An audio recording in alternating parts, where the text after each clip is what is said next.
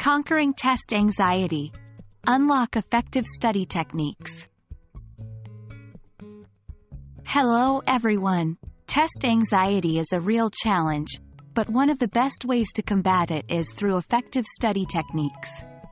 Today, we're going to delve deep into these techniques, so you can walk into the GMAT or GRE feeling confident and prepared. Let's unlock the power of efficient studying. Active learning is the process where you engage with the material, rather than just passively absorbing it. Here's how you can adopt this approach. 1. Summarize what you've learned in your own words. This ensures you've truly understood the material. 2. Teach someone else.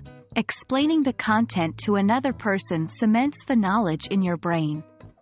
3. Engage in discussions about the topic. Bouncing ideas off someone can reveal new perspectives and insights. You've probably heard the saying, practice makes perfect.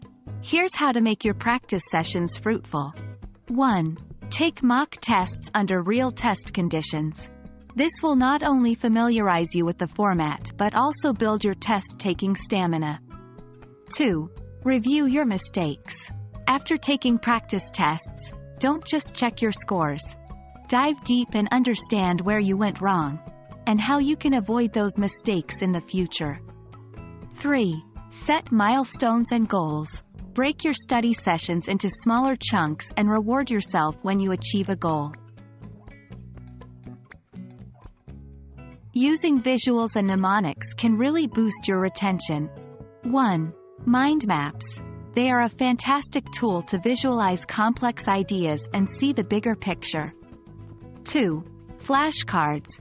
Ideal for vocabulary or formulas, they can be used for quick revision. 3. Mnemonics. These are memory devices that can help you remember lists or sequences. For example, using a funny sentence to remember a list of words. It's better to study consistently rather than cramming. 1.